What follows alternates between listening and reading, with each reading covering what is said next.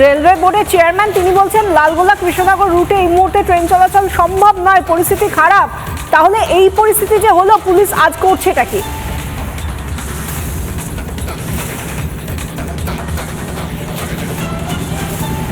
Police আজকে ওখানে diploid রয়েছে, কিন্তু যেটা সমস্যা হয়েছে যেভাবে এই মবটা ছড়িয়েছে, যেভাবে বেলডাঙ্গা জুড়ে মবটা ছড়িয়েছে, সেক্ষেত্রে দাঁড়িয়ে পুলিশ যদি এক্ষেত্রে লাঠিচার্জ করে সেক্ষেত্রে পরিস্থিতি অন্যরকম হয়ে যেতে পারে।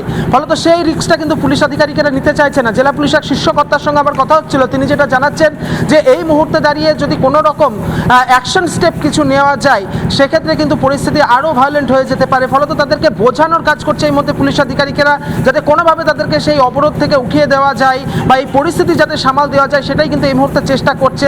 কলকাতা থেকে বাড়তি ফোর্স আসছে এবং আরপিএফের যারা আধিকারিকেরা তারাও এই বিষয়টিকে তারা মোকাবিলার চেষ্টা করছে। ফলত এই যে পুলিশ আধিকারিক বলো বা রাজ্য পুলিশ বা আরপিএফ যারা রয়েছে, তাদের পক্ষ থেকে দফায় দফায় তাদের সঙ্গে কিন্তু কথা বলা হচ্ছে এবং এই পরিস্থিতি তারা সামাল দেওয়ার চেষ্টা করছেন ঠিকই, কিন্তু পরিস্থিতি কিন্তু ক্রমশ বেগতি হচ্ছে। বেলডাঙ্গা ঘাটের ঠিক কাছে চলে এসেছি।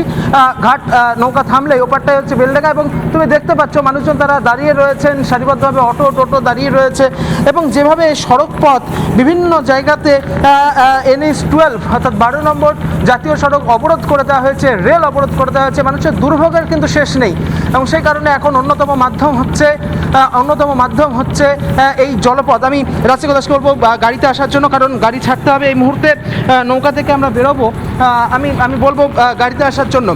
এই মুহূর্তে আমরা গাড়িতে করে ফের বেলডাঙ্গা সড়ক পথের উদ্দেশ্যে আমরা রওনা দেব এবং যে ছবি আবারও যে ছবিটা বলার, যে ছবিটা দেখানোর, যে এই যে সার্বিক ছবি, সেটা কিন্তু অনেকটাই কিন্তু ভয়ঙ্কর। এই মুহূর্তে পরিস্থিতি খুব বেগতিক হয়ে গেছে, পরিস্থিতি ক্রমশ বেগতিক হচ্ছে। বেলডাঙ্গা ঢুকে গেছি, নৌকা পার হয়ে ওপারে উঠলেই কিন্তু প্রচুর মানুষ তুমি দেখতে পাচ্ছ, কারণ এই জলপথ এখন অন্যতম মাধ্যম হয়ে দাঁড়িয়ে গিয়েছে। এই জলপথের মাধ্যমে মানুষকে এখন যাতায়াত করতে হচ্ছে, কারণ একদিকে বেলডাঙ্গা, অপরদিকে শক্তিপুর। ফলত এই শক্তিপুর দিয়ে আবার বহরমপুরের দিকে যাওয়া যাবে, কাঁদির দিকে যাওয়া যাবে।